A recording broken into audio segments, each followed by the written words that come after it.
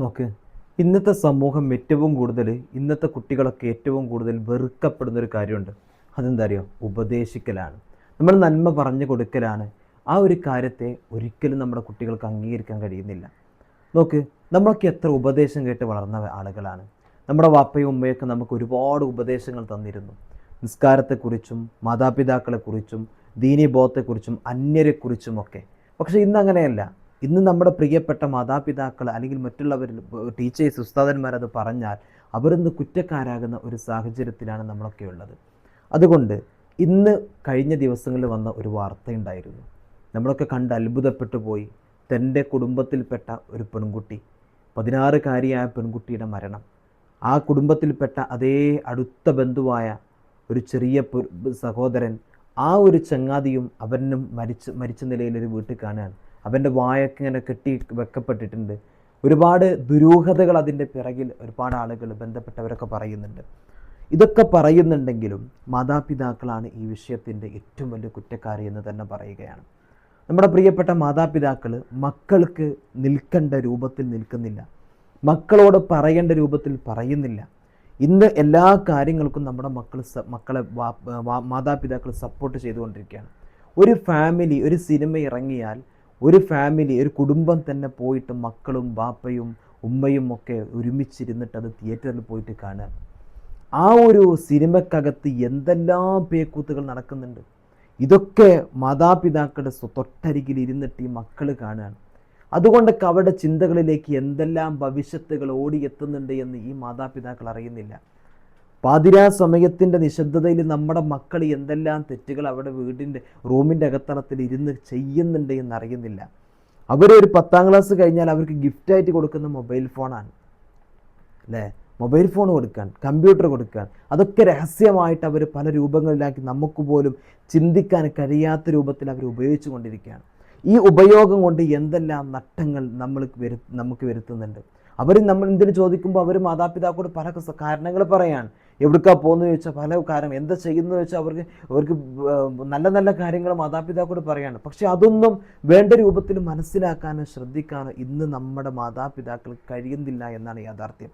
അവസാനം ഇതെല്ലാം വലിയ ഭാരമായിട്ട് നമ്മുടെ മക്കൾ കാരണത്താൽ നമ്മുടെ തലയ്ക്ക് മുകളിലേക്ക് വന്ന് വീഴുമ്പോഴാണ് നമ്മളൊക്കെ, എനിക്കിത് വന്നല്ലോ, എൻ്റെ മകൾക്കിത് വന്നല്ലോ, അവളെന്നെ ചതിച്ചല്ലോ, എന്നെ ഇട്ടിച്ച് പോയല്ലോ എന്ന് പറഞ്ഞിട്ട് അവിടുന്ന് അട്ടഹസിച്ചിട്ട് കരയുന്നത്. ഇതിനുള്ള വഴികളൊക്കെ തുറന്നു കൊടുത്തത് മാതാപിതാക്കളായിരിക്കും. പക്ഷെ നിങ്ങളതറിയുന്നുണ്ടായിരിക്കില്ല. ഈ കാലഘട്ടത്തിൽ നമ്മുടെ മക്കളെ വളർത്തുമ്പോൾ എല്ലാം നമ്മൾ അറിയണം. അവരുടെ ഇരുത്തവും നടത്തവും പോക്കുമൊക്കെ. ഇപ്പോൾ ഏതെങ്കിലും ഒരു കുട്ടിക്ക്, ഒരു ചെറുക്കന് ഏതെങ്കിലും ഒരു പെണ്ണിനോട് ഇഷ്ടം തോന്നിക്കഴിഞ്ഞാൽ, പ്രേമം തോന്നിക്കഴിഞ്ഞാൽ അത് വീട്ടിൽ പോയിട്ട് പറയാണ്. എന്നിട്ട് മാതാപിതാക്കൾ അത് സമ്മതിച്ചു കൊടുക്കുകയാണ്. പെൺകുട്ടിനെ തന്നെ സമ്മതിച്ചു കൊടുക്കുകയാണ്. ഒന്ന് ആലോചിച്ചാൽ. എന്നിട്ട് അവർ പോകുന്നു, അവർ വരുന്നു, അവർ ക്യാമ്പസിലൂടെ ഒപ്പം നടക്കുന്നു, അല്ലെങ്കിൽ അവർക്ക് കോളേജിലേക്ക് പോകുമ്പോൾ കൊണ്ടാക്കുന്നു. ഇങ്ങനെയൊക്കെ ചെയ്യാൻ നമ്മുടെ തലമുറ, ഈ തലമുറ അതിലേക്ക് എത്തപ്പെട്ടു.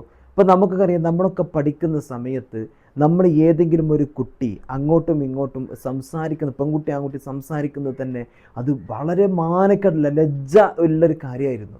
മുത്തുനബി സല്ലല്ലാഹു അലൈഹി വസല്ലം തങ്ങൾ പറയുന്നുണ്ട്, ഒരു സമൂഹത്തെ നമ്മൾ അല്ലാഹു തആല ഇല്ലാതെയാക്കാൻ ശ്രമിക്കുകയാണെന്നുണ്ടെങ്കിൽ ആദ്യം അവിടുന്ന് ഊരിക്കളയുന്ന ഓരോ മനുഷ്യൻ്റെയും ലജ്ജയാണെന്ന്.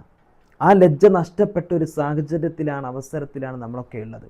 നമ്മുടെ കുട്ടികളൊക്കെ നോക്കൂ, അവർക്കൊക്കെ ഇന്ന് ക്യാമ്പസിനകത്ത് ഒരു ഗേൾ ഫ്രണ്ട് ഉണ്ട്, ഒരു ബോയ് ഫ്രണ്ട് ഉണ്ട്. എന്നിട്ട് അവൻ്റെ കയ്യും പിടിച്ചിട്ട് അങ്ങാടികളിലൂടെയും മറ്റുമൊക്കെ ഇങ്ങനെ നടക്കുകയാണ്. ഇന്ന് നമ്മളൊക്കെ മക്കൾ ബാംഗ്ലൂരിലും മറ്റുമൊക്കെ നമ്മുടെ കുട്ടികൾ പോയിട്ട് പഠിക്കുന്നുണ്ട്. ഒരു രാത്രി മഗ്‌രിബ് നമസ്കാരം കഴിഞ്ഞിട്ട് മഗ്‌രിബ് ബാങ്ക് ആ ഒരു സമയത്ത് നമ്മളൊന്ന് ടൗണിലേക്ക് ഇറങ്ങിക്കഴിഞ്ഞാൽ നമ്മൾ അത്ഭുതപ്പെട്ടു പോകും. എവിടെയോ കിടക്കുന്ന പെൺകുട്ടികൾ, എവിടെയോ കിടക്കുന്ന ആൺകുട്ടികൾ, ഇവർ തോളിലും കൈയിട്ടിട്ട് നടക്കുന്ന സിസ്റ്റവും അവർ നടക്കുന്ന ശൈലിയൊക്കെ കാണുമ്പോൾ നമ്മൾ തന്നെ അത്ഭുതപ്പെട്ടു പോകും. മനസ്സിലായോ? ഇതാണ് നമ്മുടെയൊക്കെ മക്കളുടെ അവസ്ഥ. പഴയ കാലത്ത് നമുക്കുണ്ടായിരുന്നു, നമ്മളെ വീട്ടിലുള്ള ആളുകൾ എല്ലാവരും ഒരുമിച്ചായിരുന്നു. അയൽവാസികൾ പോലും, അയൽപക്കത്തെ അന്യ കുടുംബത്തിൽപ്പെട്ട ആളുകൾ വരെ, കുട്ടികൾ വരെ ഒരു ദിവസം ഒരു വീട്ടിലായിരുന്നു കിടന്നുറങ്ങിയിരുന്നത്. ഇങ്ങനത്തെ കാലഘട്ടങ്ങൾ വരെ നമ്മുടെ വല്യപ്പാടും വല്യമ്മമാരൊക്കെ ചോദിച്ചു കഴിഞ്ഞാൽ അവർ പറഞ്ഞു തരും. അങ്ങനത്തെ ഒരു കാലഘട്ടം ഉണ്ടായിരുന്നു. പക്ഷെ ഒരു ഹറാമിൻ്റെ ചിരിയോ ബന്ധമോ സംസാരമോ തൊടലോ ഒന്നും അവർക്കുണ്ടായിരുന്നില്ല. ഇന്ന് അങ്ങനെയല്ല സാഹചര്യങ്ങൾ. ഇന്ന് അങ്ങനെയല്ല സാഹചര്യങ്ങൾ.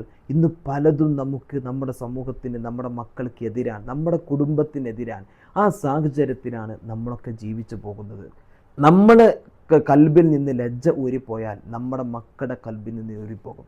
നമ്മുടെ ഈ സമൂഹത്തിൽ നിന്ന് ലജ്ജ ഊരിപ്പോയി എന്ന് നമുക്ക് തോന്നുന്നുണ്ടെങ്കിൽ ആ ഓരോ കുടുംബവും അതിൻ്റെ ഭവിഷ്യത്ത് അനുഭവിച്ചു കൊണ്ടിരിക്കും. നമ്മൾ എത്രത്തോളം നമ്മുടെ മക്കളുടെ കാര്യത്തിൽ ഈമാനും ആദർശവും കൊണ്ട് നടത്തി കൊടുക്കുന്നുണ്ടോ അതിനനുസരിച്ച് നമ്മുടെ മക്കൾ വളർന്നുകൊണ്ടിരിക്കും. മനസ്സിലാക്കണം. ഇന്ന് നമ്മുടെ മക്കളുടെ കയ്യിലേക്ക് ഏൽപ്പിച്ചു കൊടുത്ത മൊബൈൽ ഫോൺ ഉണ്ടല്ലോ, ഇത് നമുക്കറിയില്ല എങ്ങനെ ഉപയോഗിക്കാമെന്നില്ല. പക്ഷെ അങ്ങനെയല്ല, നമ്മുടെ കുട്ടികൾക്ക് നമ്മളെക്കായും ഇതിൽ ഒരുപാട് പാണ്ഡിത്യമുണ്ട്. പല വിഷയങ്ങളിലും നമ്മളറിയാത്ത പല രൂപത്തിൽ അവർക്ക് ഇത് ഉപയോഗിക്കാൻ കഴിയുന്നുണ്ട്. ഇതൊന്നും മാതാപിതാക്കൾ അറിയുന്നില്ല എന്നാണ് യാഥാർത്ഥ്യം. അപ്പോൾ ഇതൊന്നും നമ്മൾ ശ്രദ്ധിക്കാതെ വന്നാൽ അല്ലാഹു സുബ്ഹാനഹു വ തആല ഒരിക്കലും ഹലാലാക്കാത്ത, അവിടുന്ന് ശ്രദ്ധിക്കാൻ പറഞ്ഞ കാര്യങ്ങൾ ശ്രദ്ധിക്കാതെ നമ്മൾ പോയാൽ നമ്മുടെ മക്കൾക്കും അവസാനം വന്നെത്തുന്ന അവരുടെ മരണമായിരിക്കും. എത്ര ഉമ്മമാരാണ്, വാപ്പന്മാരാണ് ഇപ്പോൾ ഖേദിക്കുന്നത്. എന്തുകൊണ്ട്? സ്വന്തം മകളെ പിടിച്ചിട്ട് കിട്ടുന്നില്ല, സ്വന്തം മകൻ പറഞ്ഞത് കേൾക്കുന്നില്ല, അവനൊരു പെണ്ണിൻ്റെ കൂടെയാണ് അല്ലെങ്കിൽ അവളൊരാണിൻ്റെ കൂടെയാണ് എന്ന് പറഞ്ഞിട്ട് മാതാപിതാക്കൾ സങ്കടം പറയുന്ന എത്ര ആളുകളുണ്ടെന്നറിയോ? എന്തുകൊണ്ടാണ് ഈ സങ്കടം പറയേണ്ടി വരുന്നത്? ശ്രദ്ധിക്കേണ്ട സമയത്ത് ശ്രദ്ധിച്ചിട്ടില്ല. മനസ്സിലാക്കണം. അവർക്കൊരു വഴിയുണ്ട്, ആ വഴിയിലൂടെയല്ല നമ്മൾ കടത്തിവിടേണ്ടത്. നമ്മളെ കുട്ടികളെ നമ്മൾ കടത്തിവിടേണ്ടത് നമ്മൾ ചിന്തിക്കുന്ന വഴികളിലൂടെ പോകാൻ അവർക്ക് കഴിയണം. അതിന് നമ്മളാണ് പ്രവർത്തിക്കേണ്ടത്. നമ്മൾ കാണുന്നത് അവർ കാണാൻ കഴിയും, നമ്മൾ ആഗ്രഹിക്കുന്നത് അവർ കാണണം. നമ്മൾ എന്തവർ കാണാൻ ആഗ്രഹിക്കുന്നു അതവർ കാണണം. അവർ എന്ത് കേൾക്കാൻ ആഗ്രഹിക്കുന്നു അത് തന്നെ അവർ കേൾക്കണം. അത് നമ്മൾ അടിച്ചേൽപ്പിക്കലല്ല, അത് നമ്മുടെ ജീവിത ശൈലിയിലൂടെ അവരെ എത്തിക്കലാണ്. അവരിലേക്ക് ആ ഒരു വലിയൊരു സന്ദേശം നമ്മൾ കൈമാറലാണ്. ആ ഒരു സബ്ജക്റ്റിനെ നമ്മൾ അവരിലേക്ക് എത്തിക്കലാണ്. മനസ്സിലാക്കണം. അതിനാണ് നമ്മൾ പ്രവർത്തിക്കേണ്ടത്. നമുക്ക് ഒരുപാട് പ്രശ്നങ്ങൾ നമ്മുടെ വീട്ടിലുണ്ടാകും, നമ്മുടെ ബിസിനസ് പരമായിട്ട് കുടുംബത്തിലുണ്ടാകും. ഈ പ്രശ്നങ്ങളൊക്കെ നമ്മൾ മക്കളുടെയും ഭാര്യയുടെയും മേത്ത് തീർത്താൽ, അല്ലെങ്കിൽ ഭർത്താവിൻ്റെയും മക്കളുടെയും മേത്ത് തീർത്താൽ, ഇതൊക്കെ നമ്മുടെ കുട്ടികൾ കാണുന്നുണ്ട്. അവരുടെ മൈൻഡ് വേറെ രൂപത്തിലേക്ക് മാറപ്പെടും. മനസ്സിലാക്കണം. ഇന്ന് ഒരു ഉമ്മ വളരെ വിഷമത്തോടു കൂടെ എൻ്റെ പ്രിയമുള്ളവരെ കുറച്ച് ദിവസങ്ങളായിട്ട് പറയുന്നുണ്ട്, ഒരു വാപ്പയും ഉമ്മയും സങ്കടത്തോടെ എൻ്റെ മകനെ നിയന്ത്രിക്കാൻ കഴിയുന്നില്ല, പല ട്രാപ്പുകളിൽ അവനിങ്ങനെ പെട്ടുകൊണ്ടിരിക്കുകയാണ്, ഉസ്താദ് ദുആ ചെയ്യണം എന്നുള്ളത്. മനസ്സിലാക്കണം. അപ്പോൾ ആ കുട്ടിയെക്കുറിച്ച് നമ്മൾ അന്വേഷിക്കുമ്പോൾ ഒരു സമയത്ത് പേടിപ്പിച്ചിട്ടിട്ട് വളർത്തിയ ഒരു രീതിയായിരുന്നു, വീട്ടിനകത്ത് അടച്ചിട്ടിട്ട് വളർത്തിയ രീതി. പക്ഷേ പിന്നീട് പ്ലസ് വണ്ണും പ്ലസ് ടു ഒക്കെ കഴിഞ്ഞ് ഡിഗ്രിക്ക് എത്തുമ്പോൾ അങ്ങോട്ട് പുറത്തു പോകുന്ന സമയത്ത് അവൻ പറക്കുകയാണ്. ഒരു കൂട്ടിലകപ്പെട്ട് കെട്ടിയിട്ടപ്പെട്ട ഒരു പറവ, ആ പറവയ്ക്ക് വേണ്ട രൂപത്തിൽ അവിടെ നിന്ന് കാര്യങ്ങളൊന്നും കൊടുക്കാത്തത് കൊണ്ട്, ഒരു തുറസം ജീവിതത്തിൽ ഇല്ലാത്തത് കൊണ്ട് അവസാനം അത് പറക്കാൻ കഴിയാത്ത രൂപത്തിലായി മാറും. പിന്നീട് അതിൻ്റെ ഒരു സാഹചര്യം കിട്ടുമ്പോൾ അതിനൊരു പറക്കലുണ്ട്, ആ സന്തോഷം കിട്ടുമ്പോൾ. പക്ഷെ ആ പറക്കൽ ചിലപ്പോൾ ഒരിക്കലും നമുക്ക് പിടിച്ചാൽ കിട്ടാത്ത പറക്കലാക്കണം. മനസ്സിലാക്കാൻ ആ ഒരു രൂപത്തിലേക്ക് പല മക്കളും ഇന്ന് ആവുന്നുണ്ട്. അത് മാതാപിതാക്കളുടെ കാരണം കൊണ്ടാണ്. മനസ്സിലായോ? അതൊക്കെ ശ്രദ്ധിക്കണം. അള്ളാഹു നമ്മുടെ മക്കളെ കാത്തുരക്ഷിക്കട്ടെ.